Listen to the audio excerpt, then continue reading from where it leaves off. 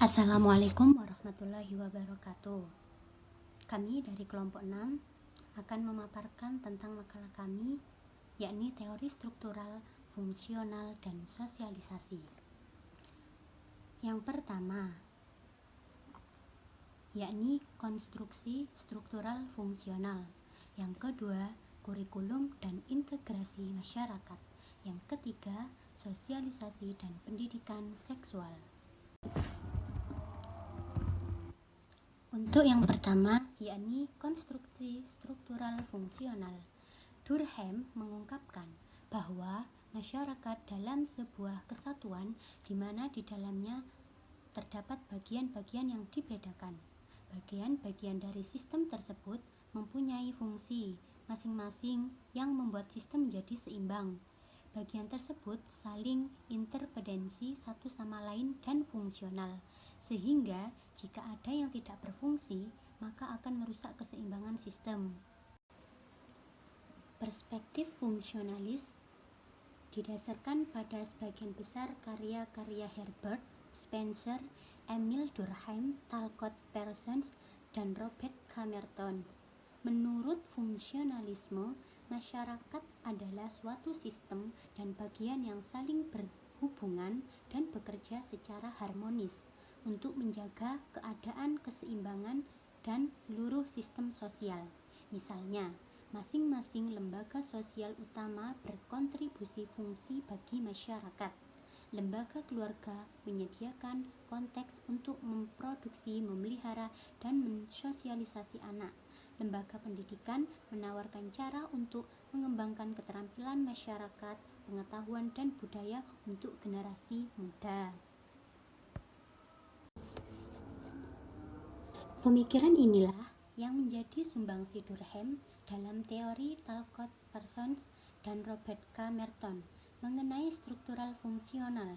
Selain itu, antropologis fungsional seperti Malinowski dan Radcliffe Brown juga membentuk berbagai perspektif fungsional modern.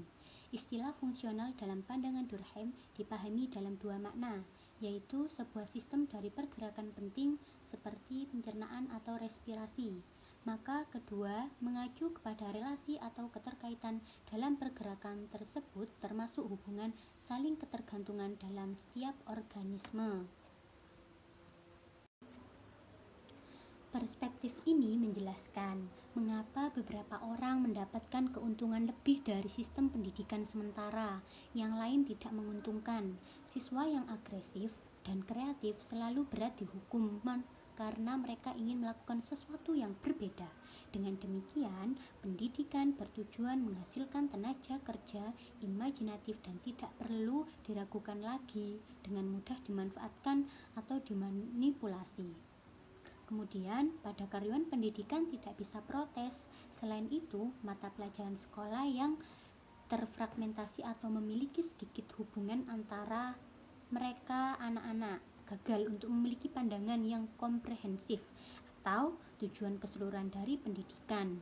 Beberapa anak memang pandai matematika, tetapi lemah dalam bahasa. Dengan demikian, mereka terpisah dari orang lain. Yang kedua, kurikulum dan integrasi masyarakat. Durkheim adalah sosiologi pertama yang secara sistematis menjelaskan keterkaitan pendidikan dengan masyarakat. Durkheim menyarankan Departemen Pendidikan untuk membantu memperkenalkan sosiologi ke dalam kurikulum sekolah. Saat itu pemerintah Prancis menganggap ilmu sosial tidak menarik sehingga tidak diajarkan di sekolah maupun di universitas.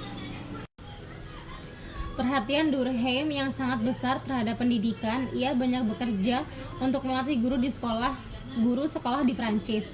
Tujuannya yaitu yang pertama, agar guru-guru tersebut menggunakan kemampuannya untuk menciptakan kurikulum untuk mengembangkan sosiologi, diajarkan seluas mungkin.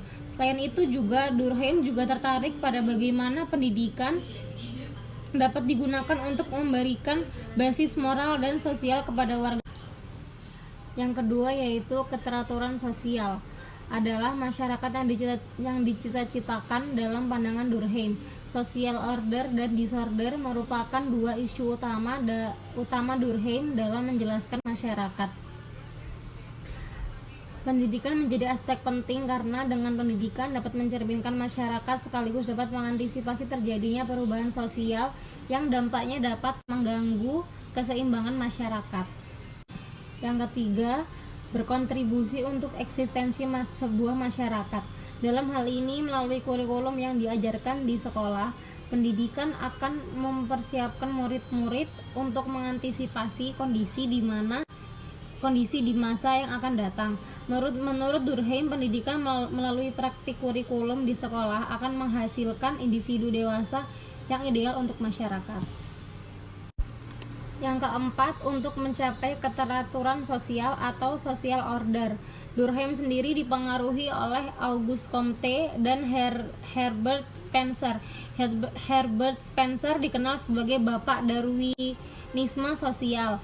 Spencer seringkali menganalisis masyarakat sebagai sistem evolusi.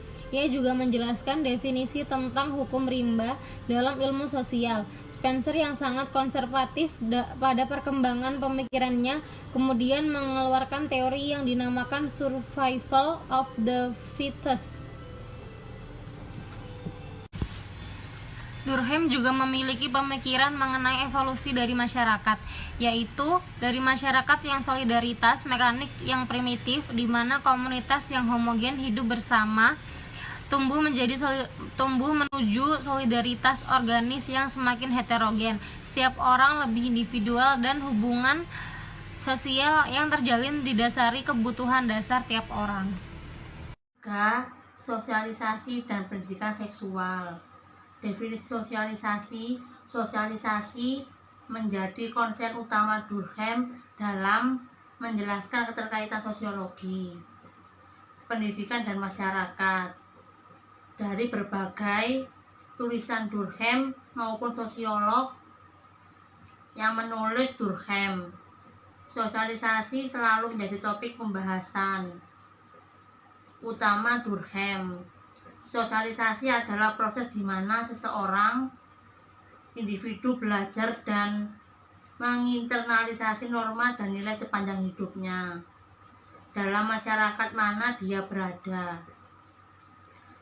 dan membangun identitas sosialnya. Ini adalah hasil dari kedua kendala yang dikenakan oleh beberapa pekerja sosial, tetapi juga interaksi antara individu dengan lingkungannya. Jika mempromosikan reproduksi sosial, itu tidak menghilangkan kemungkinan perubahan sosial. Dalam pandangan Durkheim, sekaligus menekankan bahwa pendidikan terdiri dari beberapa metode sosialisasi kepada generasi muda. Pendidikan menjadi sebuah alat sosialisasi kepada anak-anak dan generasi muda untuk menjadikan mereka sebagai bagian dari kehidupan sosial. Kedua, ada definisi pendidikan. Pembahasan Durkheim tentang sosialisasi sangat terkait dengan pendidikan yang dijalani seorang individu. Pada bagian ini, kontribusi Durkheim sangat besar dalam memberikan definisi pendidikan dan bagaimana mereka lebih atau kurang berguna untuk berpikir tentang proses sosialisasi. Jika ditelusuri, terdapat 3 definisi pendidikan dalam beberapa referensi utama Durkheim. Yang pertama, pendidikan untuk mendapatkan peran sosial. Durkheim menjelaskan bahwa karakteristik pertama pendidikan adalah memungkinkan terjadinya kontak antara seorang individu dengan masyarakat. Kontak tersebut mengakibatkan terjadinya adaptasi individu tersebut dengan lingkungan di mana dia tinggal. Dalam proses ini tersebut mendapatkan peran sosial yang harus dilakukannya. Menggunakan istilah pendidikan merujuk kepada sebuah tindakan yang sangat dikontrol melalui seperangkat metode. Durkheim menggunakan istilah metode atau teknik Cake and Prose 2008-30. Metode sendiri menurut Durkheim diatur dan dikendalikan oleh masyarakat melalui seperangkat nilai dan norma masyarakat untuk membentuk hubungan sosial oleh orang tua dan guru di sekolah. Durkheim berpikir bahwa tindakan dari sekolah dan keluarga sangat mendukung proses sosialisasi. Singkatnya, definisi kedua pendidikan menurut Durkheim adalah sebuah metode sosialisasi dari orang dewasa kepada generasi muda. Ketiga, pendidikan sebagai metafora hipnosis. Ini adalah karakteristik pendidikan menurut Durkheim. Peran keluarga dalam sosialisasi. Dalam proses sosialisasi individu, Durkheim melihat keluarga memiliki peran penting dalam membentuk kondisi sosial, psikologis, moral, dan emosi seorang anak. Jika sebuah keluarga baik dalam pandangan Durkheim dapat membangkitkan dan memperkuat kondisi anak yang diperlukan dalam pembentukan moralitas. Relasi sosial keluarga didasarkan pada hubungan pribadi yang intim dan sederhana, tidak berdasarkan keuntungan ekonomis. Hubungan sosial sederhana ini dapat membentuk anak dalam kehidupan sosial. Oleh karena itu, pendidikan moral sangat penting bagi seorang anak dalam sebuah masyarakat, karena pendidikan moral menjadi bagian dari diseminasi secara ilmiah moralitas sekuler menuju masyarakat modern dan masyarakat sekuler. RAM 1999-82. Inilah yang membedakan seorang individu dari hewan. Bagi Durkheim, hewan tidak mewariskan apapun untuk keturunannya. Ini bisa sangat baik berjuang sendiri. Hewan hanya mempercepat pengembangan naluri tertentu yang terletak pada hewan muda.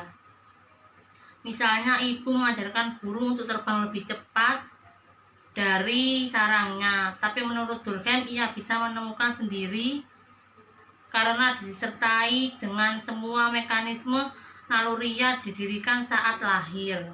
Bagi Durkheim ini bukan proses yang sama bagi manusia. Cukup sekian dari kelompok kami. Apabila ada kesalahan, kami mohon maaf yang sebesar-besarnya. Wassalamualaikum warahmatullahi wabarakatuh.